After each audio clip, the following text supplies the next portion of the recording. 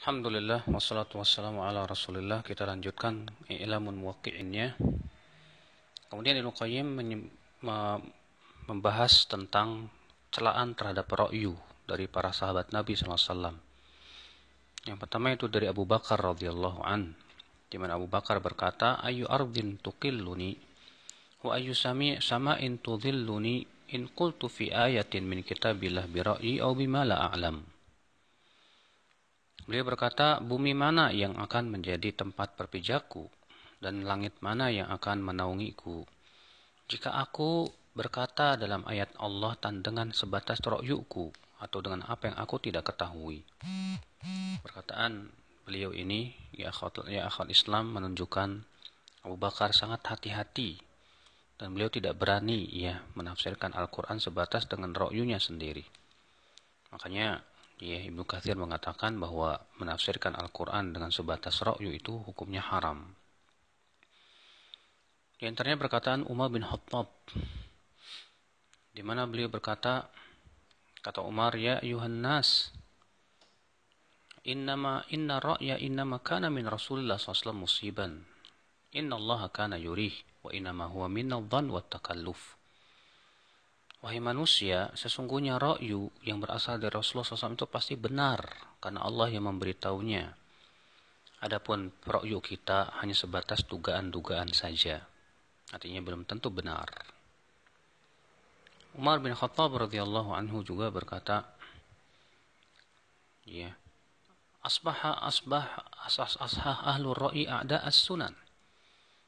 Orang-orang yang mengedepankan ra'yu itu menjadi musuh-musuh sunnah. Ayathum an ya'uha, mereka tidak mampu untuk memahami sunnah.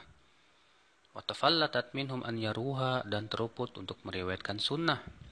Fastabaquha birra'i, lalu mereka pun berlomba-lomba untuk berpegang kepada ra'yu. Ini menunjukkan bahwa orang yang mengedepankan ra'yu sulit untuk berpegang kepada sunnah. Beliau juga berkata, kata Umar bin Khattab, beliau berkata, "Ayuhan nas, ittahimu ra'ya fid din." Hai manusia, tuduhlah ra'yu kamu dalam agama. Falaqad ra'aituni wa inni la aruddu amra Rasulullah sallallahu alaihi wasallam bi ra'yi. Sungguh dahulu di perjanjian Hudaybiyah, aku pernah membantah perintah Rasul sallallahu alaihi wasallam. Kenapa? Karena perjanjian Hudaybiyah isinya terlihat sangat merugikan kaum muslimin. Maka banyak sahabat tidak setuju dengan isi perjanjian tersebut.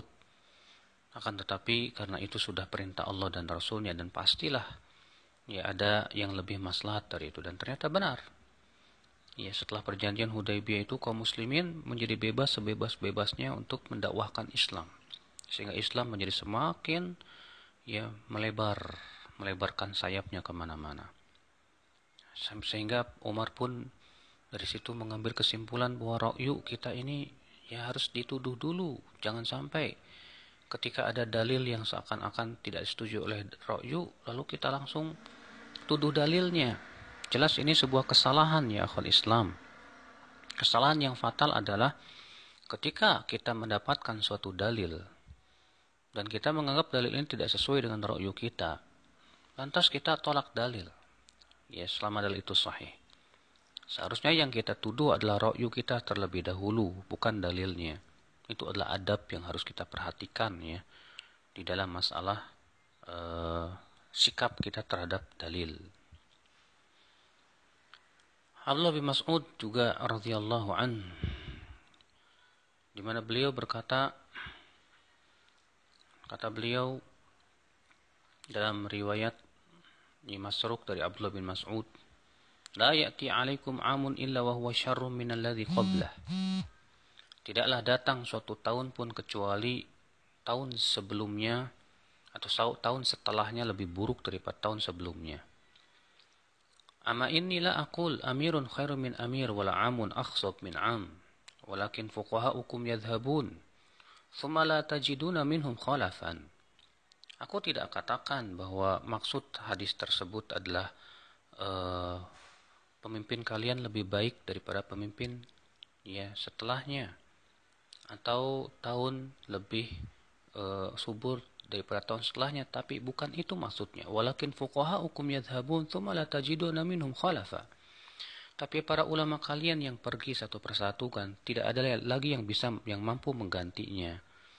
Wa yaji'u qaumun yaqisuna al-umura bi ra'yihim. Lalu datanglah suatu kaum yang mereka mengkiaskan segala sesuatu sebatas dengan ra'yunya sendiri. Subhanallah, ya. Ibnu Mas'ud menyebutkan tentang hal ini tentunya dengan keilmuan beliau. Dan ternyata benar. Ya, ketika para ulama telah hilang satu persatu, muncul orang-orang yang melewatkan ra'yunya, mengkiaskan segala sesuatu dengan ra'yunya. Wallahu musta'an wa alaihi tiklan. Allahu a'lam.